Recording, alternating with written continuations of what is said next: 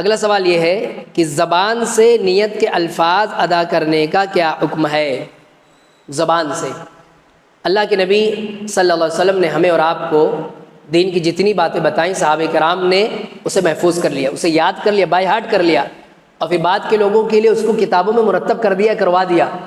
حدیثیں موجود ہیں، آپ کو پورا وضو کا طریقہ ملے گا، آپ کو نماز کا طریقہ ملے گا، حج کا طریقہ ملے گا، عمرہ کا طریقہ ملے گا، لیکن نیت کے الفاظ زبان سے ادا کرنا یہ آپ کو نہیں ملے گا۔ کسی صحیح حدیث میں اس کا ذکر نہیں ملے گا کہ اللہ کے نبی صلی اللہ علیہ وسلم وضو کرنے سے پہلے کہتے تھے کہ میں وضو کرنے جا رہا ہوں تاکہ میں عشاء کی نماز پڑھوں، یا اللہ کے نبی صلی اللہ علیہ وسلم یہ کہتے تھے میں وضو کرنے جا رہا ہوں تاکہ میں ظہر کی نماز پڑھوں۔ الفاظ کے ذریعے نہیں ثابت ہے، دل کے ارادے کا نام کیا ہے؟ نیت ہے۔ اور ایک بات اور سمجھیں کہ اگر دل کے ارادے کا نام نیت ہے تو اس کے بعد جو بھائی ہمارے اس غلط فہمی میں رہتے ہیں کہ زبان سے کہنا ہے، تو کبھی اگر ایسی صورتحال پیدا ہو جائے کہ زبان سے کچھ اور کہہ گیا تو کس کا اعتبار کیا جائے گا؟ دل کا یا زبان کا؟ جیسے وہ آیا اس نے کہا کہ میں 4 رکعت نیت کرتا ہوں ظہر کی نماز کا، عصر کے وقت ظہر کہہ بیٹھا، کس کا اعتبار کیا جائے گا؟ اللہ تعالیٰ اس کو ظہر لکھوائے گا یا عصر لکھوائے گا؟ اللہ کے نبی صلی اللہ علیہ وسلم کی مشہور حدیث ہے،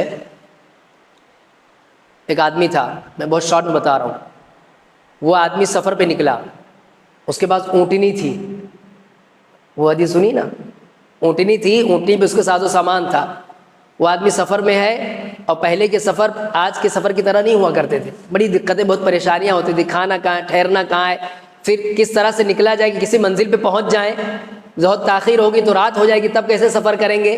آج کی طرح جگہ جگہ پہ ڈھابا نہیں، جگہ جگہ پہ کھانے پینے کی سہولتیں نہیں ہیں، تو اس وقت کا سفر بھی ایک بہت مشقت بھرا ہوا کرتا تھا۔ وہ آدمی سفر میں نکلا، اللہ کے نبی نے یہ بات بتائی کہ اللہ تعالیٰ کسی بندے کی توبہ سے خوش کیسے ہوتا ہے، اس کی مثال میں بتائی۔ تو وہ آدمی نکلا سفر میں اور ایک جگہ آرام کے لیے ٹھہر گیا، اس کے بعد اس کی اونٹنی غائب ہو گئی۔ جب وہ اٹھتا ہے اس کی آنکھ کھلتی تو دیکھتا اونٹنی غائب، اور گھبرا جاتا ہے کہ اسی اونٹنی پہ پانی ہے، اسی پہ کھانا ہے، وہ غائب ہے، تو اس چٹیل میدان میں، صحرا میں اب میرا کیا ہوگا؟ میں کہاں جاؤں گا؟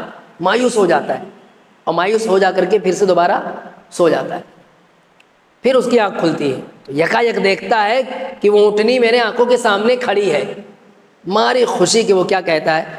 اللہم انت عبدی وانا ربک۔ کیا کہتا ہے؟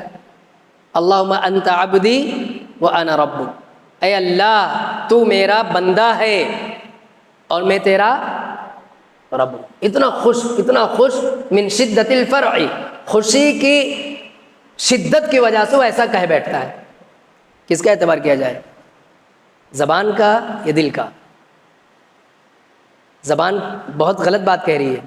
زبان کیا کہہ رہی ہے؟ زبان تو یہ کہہ رہی ہے کہ تو میرا بندہ ہے، لیکن دل میں کیا ہے؟ وہ کہنا کیا چاہ رہا ہے؟ وہ کہنا کیا چاہ رہا ہے؟ اس کا اعتبار ہوتا ہے۔ جو دل میں ہے اس کا اعتبار ہوتا ہے، زبان کا نہیں۔